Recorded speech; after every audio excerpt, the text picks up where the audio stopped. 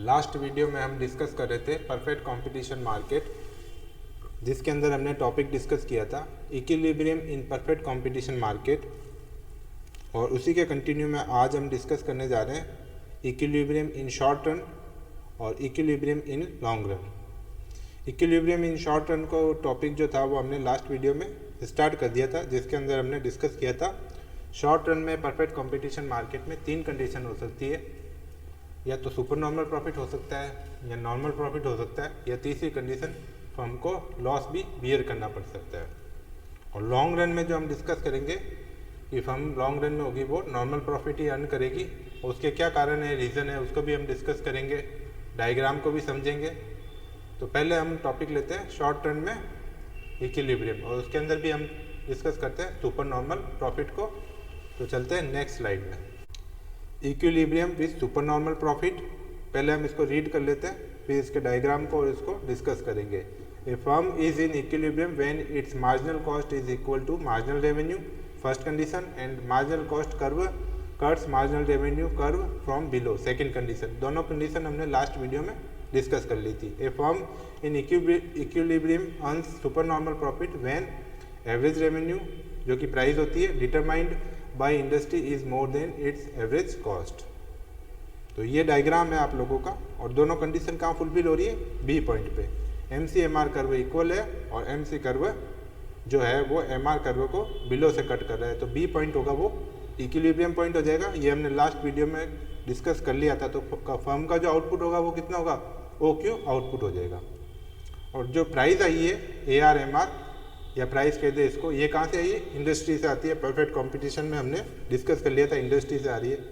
अब देखो MC curve को हमने डिस्कस कर लिया, ARMR कर्व को डिस्कस कर लिया, लेकिन अब थर्ड है एवरेज कॉस्ट कर्व। इसको आप देखो, जो कॉस्ट जो कर्व है वो मार्जिनल रेवेन्यू से इतना कम है, तो जो एवरेज कॉस्ट है वो क्या है, प्राइस से बहुत कम है। तो इस केस में कंपनी क्या होगी, या फर्म या कंपनी जो होगी वो सुपर नॉर्मल प्रॉफिट अर्न करेगी, क्योंकि फर्म का जो प्राइस लेवल है वो एवरेज कॉस्ट से काफ़ी ज़्यादा है। इक्विलिब्रियम तो वहीं आ जाएगा जब MCMR को कट करेगी बिलो से, तो इक्विलिब्रियम तो आ गया। लेकिन यहाँ पे इक्विलिब्रियम पे क्या हो रहा है, एवरेज जो कॉस्ट है फर्म की वो प्राइस से बहुत कम है, और जो प्राइस आई है वो तो इंडस्ट्री से आई है, तो इंडस्ट्री से जो प्राइस आई है वो एवरेज कॉस्ट से ज़्यादा है, तो कंपनी को सुपर नॉर्मल प्रॉफिट होगा। इस डायग्राम को हम डिस्कस कर लेते हैं, रीड कर लेते हैं इसके बारे में क्या लिखा हुआ है। In the diagram AC and MC are short run average and marginal cost curve of the firm. तो ये दोनों शॉर्ट रन के हैं, दोनों कर्व, क्योंकि हम शॉर्ट रन में डिस्कस कर रहे हैं super normal profit condition. OP star is the average and marginal revenue curve which are parallel to X axis. तो ये OP जो है, OP स्टार, ये क्या हो रही है, ये एनुअल रेवेन्यू भी है, मार्जिनल रेवेन्यू और प्राइस भी है, जो कहाँ से आ रही है, इंडस्ट्री से आ रही है। The reason being under the perfect competition firm is a price taker not price maker, the firm equilibrium will be at point B। ये हमने डिस्कस कर लिया था। A perpendicular parallel to the Y axis is drawn at the point B connecting the X axis at Q। तो ये जो है vertical line है, ये क्या है, हम ड्रॉ करेंगे तो हमारे B पॉइंट इक्विलिब्रियम पॉइंट से अगर हम एक वर्टिकल लाइन ड्रॉ करेंगे तो क्या हो जाएगा, आउटपुट आ जाएगा।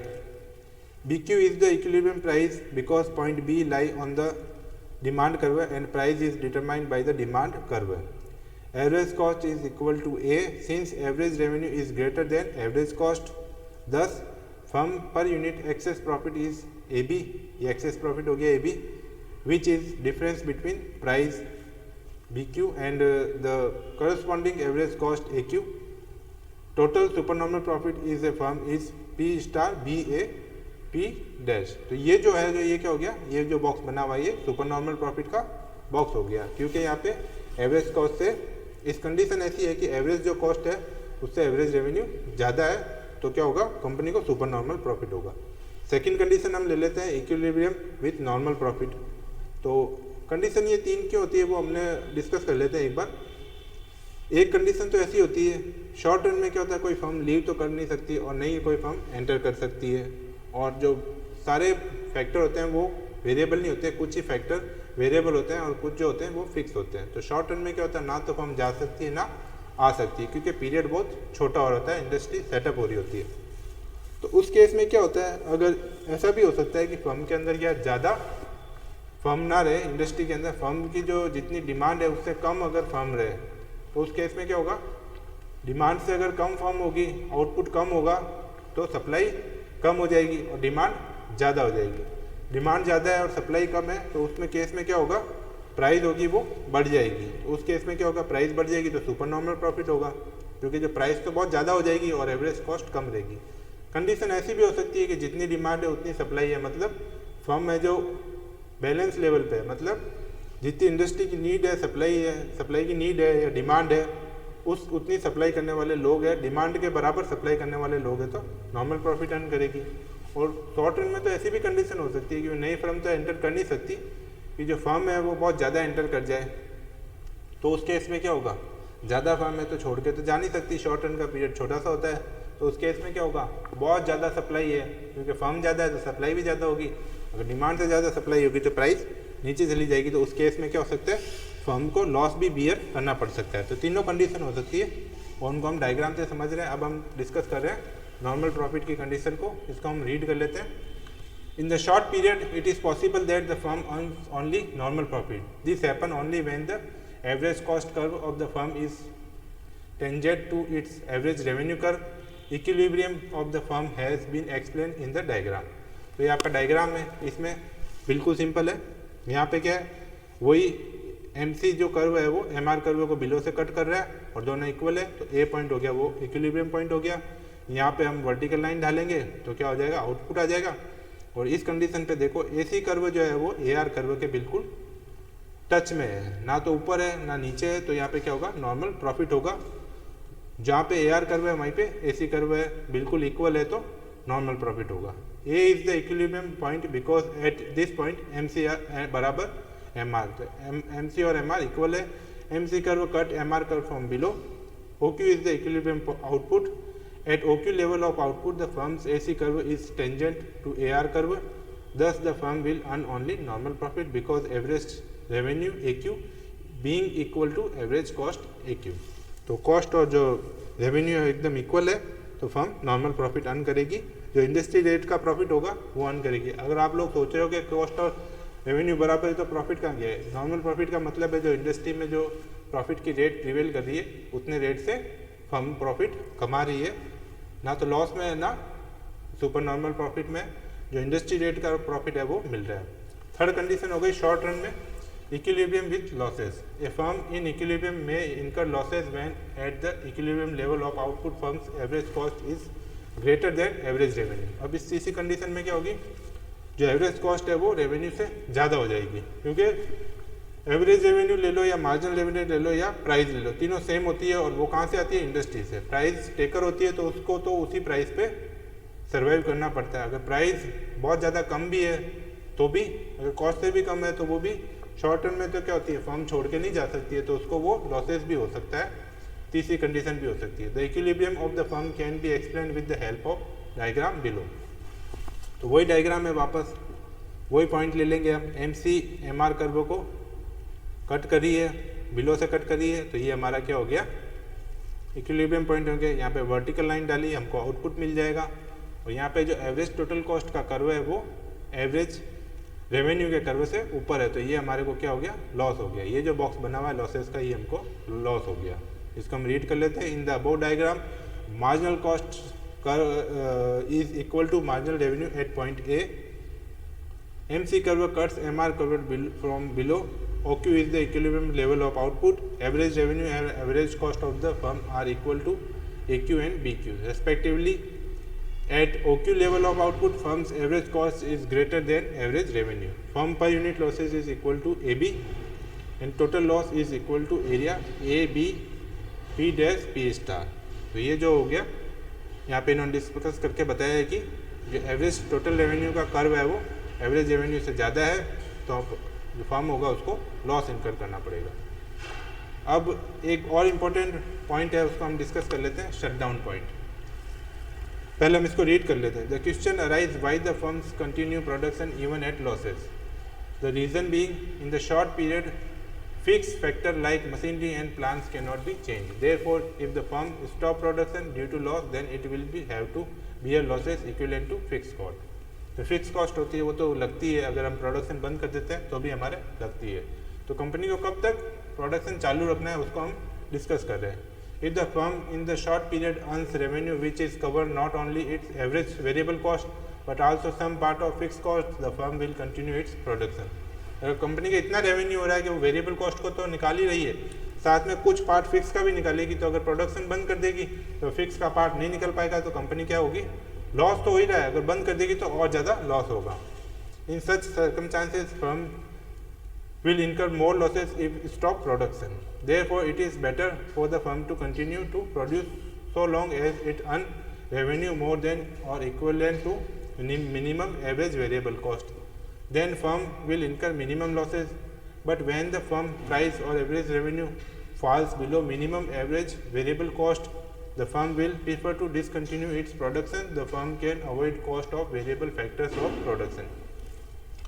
देखो सीधा सा कंडीशन है, अगर फर्म इतना रेवेन्यू अर्न कर रही है कि वो वेरिएबल कॉस्ट से ज़्यादा का रेवेन्यू है, कुछ पार्ट फिक्स कॉस्ट का भी अर्न कर रही है, तो कंपनी को लॉस हो रहा है फिर भी प्रोडक्शन चालू करना फ़ायदेमंद है। और कंपनी को इतना कम रेवेन्यू हो रहा है कि उसके वेरिएबल कॉस्ट भी कवर नहीं हो रहे, तो कंपनी को क्या करना चाहिए, प्रोडक्शन बंद कर देना चाहिए। इसका हम डायग्राम डिस्कस कर लेते हैं। अब डायग्राम देखो आप, यहाँ पे तीन कंडीशन तीनों दे रखी है। अब देखो यहाँ जो है ना कंडीशन ई हो गया, एमसी जो कर्व है वो एमआर कर्व को कट कर रही है, ये ई पॉइंट है। यहाँ पे एमसी कर्व एमआर कट को बिलो से कट कर रही है, तो कंपनी का आउटपुट क्या होगा, ओक्यू आउटपुट हो जाएगा, ठीक है। और जो लॉस हो रहा है कंपनी का, एवरेज कॉस्ट जो कर्व है वो मार्जिनल रेवेन्यू है ना, ये पी इससे ऊपर है, तो ये कंपनी को क्या लॉस हो रहा है। अब सपोज ऐसी कंडीशन आ जाए कि कंपनी का प्राइस है जो वो और इंडस्ट्री की कम हो जाए, जो प्राइस जो परफेक्ट कंपटीशन इंडस्ट्री से आ रही है वो कम होके P1 हो जाए, उस केस में क्या होगा कि कंपनी का जो E0 पॉइंट है, ये E पॉइंट से इक्विलिब्रियम का आ जाएगा, E0 पे आ जाएगा, क्योंकि अब प्राइस ये हो गई है और MC कर्व इसको यहाँ पे कट कर रहा है। पहले यहाँ पे कट कर रहा था लेकिन प्राइस चेंज हुई तो E0 पे कट करेगा। यहाँ पे जो पॉइंट है, यहाँ पे कंपनी का एवरेज वेरिएबल कॉस्ट है ना, वो पॉइंट है। तो इससे भी कम अगर प्राइस जाएगी तो कंपनी क्या होगी, एवरेज वेरिएबल कॉस्ट को भी कवर नहीं कर पाएगी। उस केस में कंपनी को जो होंगे वो फिक्स कॉस्ट का पार्ट तो बिल्कुल कवर नहीं कर रही है, इस पॉइंट में सिर्फ एवरेज वेरिएबल कॉस्ट का पार्ट कवर कर रही है। इससे अगर कम प्राइस जाएगी तो कंपनी को क्या करना पड़ेगा, बेटर ये होगा कि कंपनी अपना प्रोडक्शन रोक दे, शट डाउन कर दे, प्रोडक्शन को डिसकंटिन्यू कर दे। क्योंकि यहाँ से अगर कंपनी ज़्यादा प्रोडक्शन करेगी, इस प्राइस लेवल पे भी, इस प्राइस लेवल के नीचे आने पर भी कंपनी प्रोडक्शन करेगी, तो अपने फिक्स कॉस्ट को तो बियर कर नहीं पा रही है और वो वेरिएबल कॉस्ट को भी कवर नहीं कर पा रही है, तो उस टाइम इसको प्रोडक्शन रोक देना चाहिए। अब हम इसको रीड कर लेते हैं। The above argument has been elaborated by the above diagram. When price is O P then firm equilibrium is at point E and it will be produce O Q level of output. यहाँ अगर equilibrium है, price level ये है, तो firm का equilibrium ई point पे होगा और ओक्यू प्रोडक्शन होगा। The firm experiences losses equivalent to area FEPG, ये लॉसेज है जब प्राइस लेवल ये होगा। The firm will continue its production in such situation because price is greater than minimum average variable cost. Average variable cost ये है, यहाँ से क्या होगा, प्राइस ज़्यादा है, P जो प्राइस है यहाँ से ज़्यादा है, तो उस केस में क्या होगा, फर्म अपना कंटिन्यू करेगी क्योंकि वेरिएबल कॉस्ट को पार्ट को भी कवर कर रही है, फिक्स कॉस्ट को तो कवर कर ही रही है, वेरिएबल कॉस्ट को भी कवर कर रही है। If the price of the commodity is OP1 then the equilibrium of the firm will be at point E0 and price is equivalent to minimum of average variable cost। इस अगर price और नीचे जाएगी तो equilibrium point E0 हो जाएगा, वहाँ पे कंपनी सिर्फ वेरिएबल कॉस्ट को कवर कर रही है, फिक्स के पार्ट को बिल्कुल कवर नहीं कर रही है। उससे अगर आगे अगर प्राइस डाउन हुई या डिक्रीज हुई तो कंपनी को अपना प्रोडक्शन रोक देगी, क्योंकि उस केस में कंपनी फिक्स कॉस्ट को भी कवर नहीं कर पाएगी।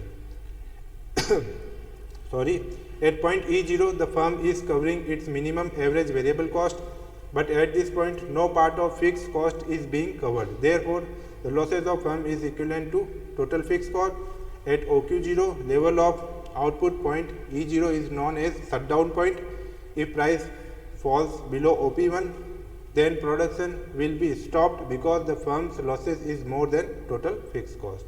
तो जब तक फिक्स कॉस्ट कवर होगी तब तक फर्म प्रोडक्शन कंटिन्यू करेगी, अगर फिक्स कॉस्ट भी कवर नहीं हो रही है तो वो शट डाउन पॉइंट हो जाएगा और कंपनी को उस लेवल पे क्या होगा, जहाँ तक वेरिएबल कॉस्ट कवर कर रही है वो शट डाउन पॉइंट होगा। इससे नीचे अगर प्राइस डिक्रीज हुई तो प्रोडक्शन रोक देगी। लास्ट टॉपिक है long run equilibrium of the firm.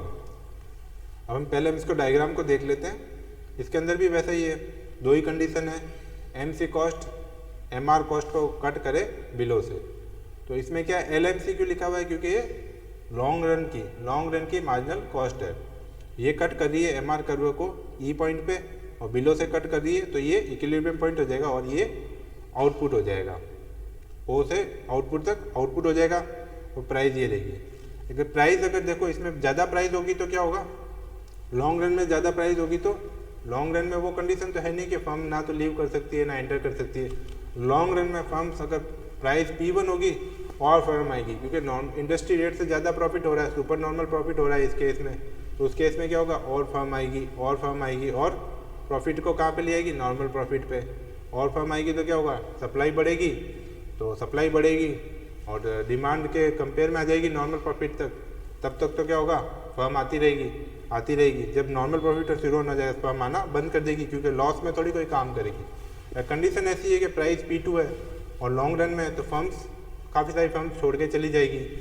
छोड़ के जब चली जाएगी तो क्या होगा, सप्लाई कम हो जाएगी और सप्लाई कम होते ही डिमांड के इक्वल जब आ जाएगी तो वापस नॉर्मल प्रॉफिट पर आ जाएगा, क्योंकि प्राइस वापस हाइक हो जाएगी। तो लॉन्ग रन में क्या होता है, प्राइस एडजस्ट हो जाती है, क्योंकि फर्म्स छोड़ भी सकती है और नहीं आ भी सकती है, इंस्टॉल कैपेसिटी भी बढ़ा सकती है, क्योंकि सारे फैक्टर्स जो होते हैं प्रोडक्शन के वो चेंज कर सकते हैं। लॉन्ग रन में सारे फैक्टर वेरिएबल होते हैं, कैपिटल को भी चेंज कर सकते हैं, कैपिटल इक्विपमेंट को भी चेंज कर सकते हैं और इंस्टॉल कैपेसिटी को भी चेंज कर सकते हैं। अब हम इसको रीड कर लेते हैं। The long run is a period of time which is sufficiently long to allow the firm to make changes in all factor of production. The firm in the long run can increase their output by changing their capital equipment. They may expand their old plant or replace the old lower capacity plants by the new higher capacity plant. Beside, in the long run, new firm can enter the industry to competition with existing firm. The long run equilibrium refer to the situation where the free and full adjustment in the capital equipment as well as in number of firms has been allowed to take places. तो ये जो diagram का discussion है ये हमने पहले कर ही लिया था, इसको हम डायरेक्ट इसको नीचे वाली जो कंडीशन है उसको डिस्कस कर लेते हैं। From this analysis we concluded that for the firm to be in equilibrium in long run, following two conditions should be fulfilled. MC equal to MR and MC curve cuts MR curve from below, ये हमने diagram में discuss कर ही लिया था। Average revenue must be equal to average cost, तो हम diagram में जाके देखेंगे तो यहाँ पे क्या हो रहा है, AR और AC भी इक्वल है, ये भी कंडीशन फुलफिल हो रही है। Because in the perfect competition AR equal to MR, the above condition can also be written as, अब इसको ऐसे भी लिख सकते हैं, प्राइस AR MR LMC और LAC सब इक्वल है, LMC और LAC भी इक्वल है। The relation between MC and AC also reveal that MC curve cut AC curve at its minimum point, जो हमने कॉस्ट में पढ़ा था कि MC कर्व है वो AC कर्व को मिनिमम पॉइंट से कट करता है। आगे हम इसको रीड कर लेते हैं। LAC and LMC are the long run average and marginal cost curve respectively. The firm will be in equilibrium at point E at which marginal cost is equal to marginal revenue and marginal cost curve is raising. The firm will get only normal profit because at point E, LAC curve is tangent to AR curve. If price is increased from OP to OP1 where the firm is earning abnormal profit, there will be tendency for new firms to enter and compete away this abnormal profit. The firm cannot be in long run equilibrium at the any price higher than OP. अगर OP से ज़्यादा price जाएगी तो नई firm enter होगी और वो profit को कम करके कहाँ पे ले आएगी, नॉर्मल प्रॉफिट पे।